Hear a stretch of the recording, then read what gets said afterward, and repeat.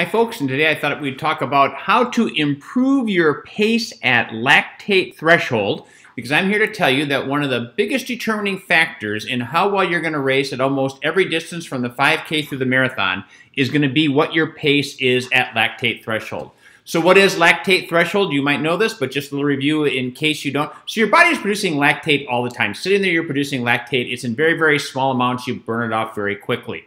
Lactate threshold is the harder you're working, the faster you produce it, is when you are producing it faster than your body can clear it, there's a point in time where it's going to cause you to bonk. It's actually the hydrogen ions associated with it make you bonk.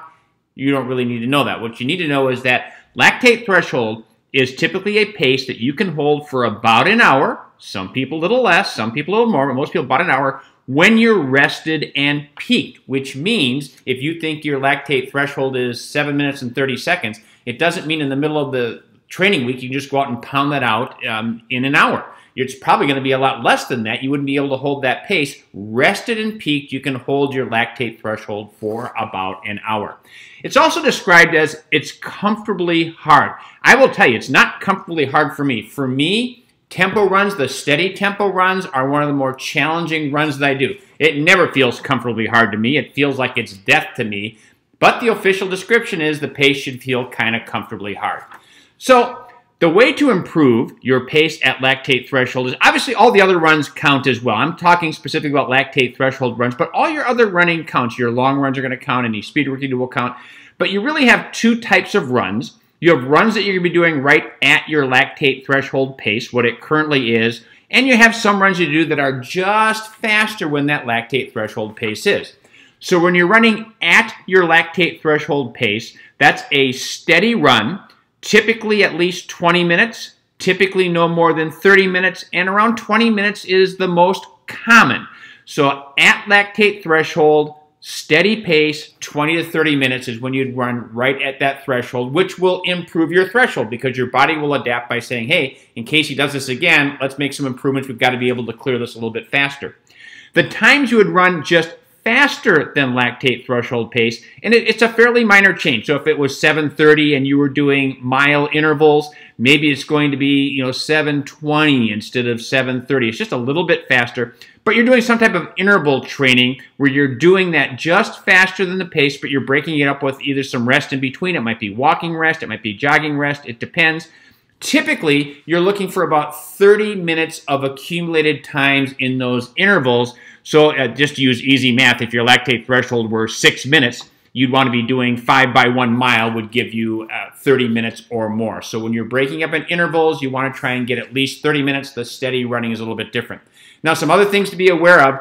When you're doing the steady running, that 20 to 30 minutes, you want to try and avoid breaks. Now, if you come to a street and there's cars coming, obviously you have to stop. But you want to try to not stop. The idea is to do that entire running all the way through, not be stopping for a water break or something else. So try and keep your steady runs to avoid those breaks. Obviously, in the intervals, you've got planned breaks that are in there. For all of them, whether they're the steady runs or the intervals, try and keep the effort even and ideally flat. And the ideally flat goes back to the even effort. I use that 7:30 pace again as an example. If you run the first mile at close to 8 and you run the second mile at close to 7, you might average 7:30, but the fact is you were never running at your lactate threshold pace. You want to try and be at about 7:30 that entire time, or 7:20, or whatever the target is. That's why I say ideally flat, which I know gets to be hard for some people. It might mean looping around, but it's very difficult to control that effort and pace when you're on hills. If you have no choice, you're on hills, really focus in on the effort more than the pace, because your pace is going to vary uphill and downhill. What you're trying to get is for that 20 to 30 minutes, or that 1 mile, or that 800 meters, or whatever the intervals are, trying to be kind of steady in that pace, and that's why I say ideally it would be flat.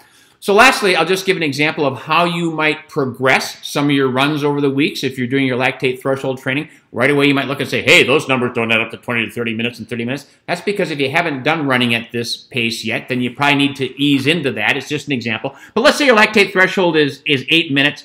Well, the first week you might be doing 3 by 1 mile at that pace, probably more like 7:50, 7:55, a little bit faster since it's intervals.